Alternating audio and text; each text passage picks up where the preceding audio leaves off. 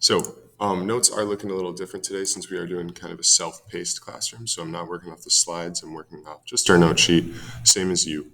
We're going to start with this explore section just to remind ourselves what a remainder is and the significance of it. Okay, so if I have 7 and I divide it by 3, all right, we should know by inspection that that's not a clean division, right? 3 can go into 7 2 times, but it doesn't hit it fully.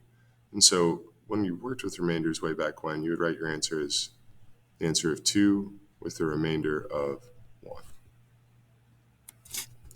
Now, if you took another problem, let's say 8 divided by 2, that works out cleanly, right? 8 divided by 2 gives you 4. And since that perfectly divides, we have a remainder of 0. Now, if we were to expand on these ideas, all right, the meaning behind this blue statement up here is that, hey, I can take 3, I can multiply it by 2, I can add it with that remainder, and that will get me to that 7 that we started with. Right? That's a way to write it out as a multiplication problem. And it's a lot simpler when we have 0 remainder here. If we have 2 times 4, we don't even need to add that remainder, right? So we just simply have equals 8. And the key point that we want to take away here, which I want you to go ahead and jot down, is that if we divide by a number and get a remainder of 0, then that number must be a factor.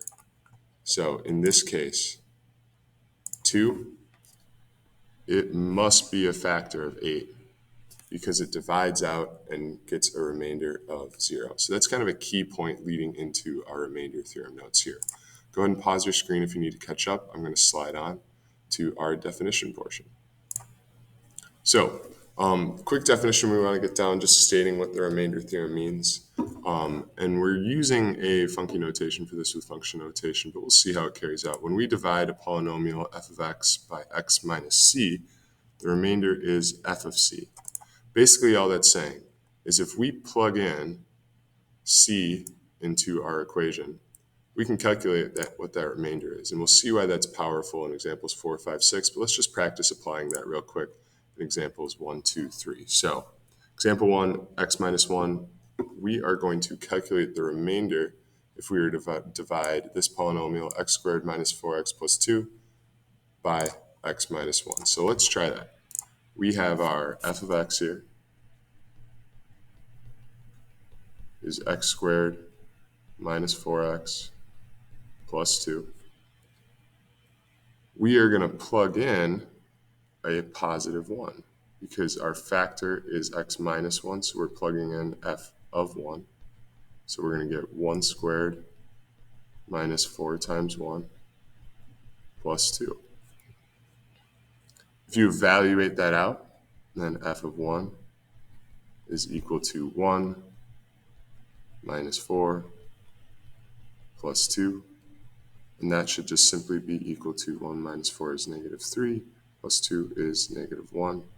And so that is what our remainder is. That's our remainder.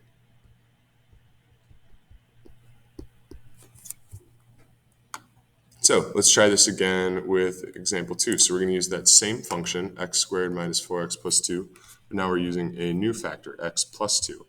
So just like before, we can just plug in into our equation the function at negative 2 this time, because notice how we have a sign of positive in our factor, x plus 2, so we plug in the negative version, equals, I'm going to use parentheses to make sure I capture this right, negative 2 squared minus 4 times negative 2 plus 2.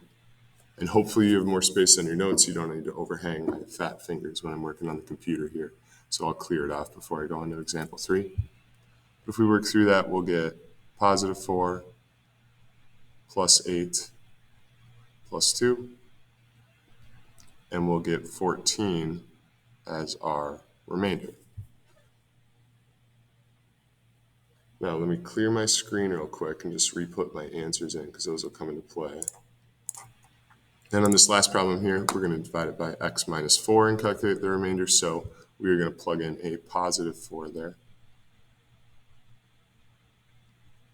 Equals 4 squared minus 4 times 4 plus 2. We get 16 minus 16 plus 2. And we'll get 2 as our remainder. So let's refresh that key point here, all right, that we brought up before. If the remainder is 0, then it must be a factor. So if we look at our remainders of -1, 14, and 2, are any of these factors up here from example 1, 2, and 3 of our original polynomial? The answer is no, none of them equal 0. So none of them are going to be factors. Now, let's see what it looks like when we do have a factor in example 4, 5, and 6. So we are going to check to see if x minus 1 is a factor of the specified polynomial. So we know x squared plus 2x minus 3 is our function. We're trying to plug in that x minus 1. So I'm going to rewrite my function. We're going to evaluate it at a positive 1. So f of positive 1 equals 1 squared plus 2 times 1 minus 3. Okay, we work that through, we get 1 plus 2 minus 3. And in that case, our function at 1 is equal to 0. So is that a factor of x squared plus 2x minus 3? Yeah, absolutely. So we can write x minus 1 is a factor.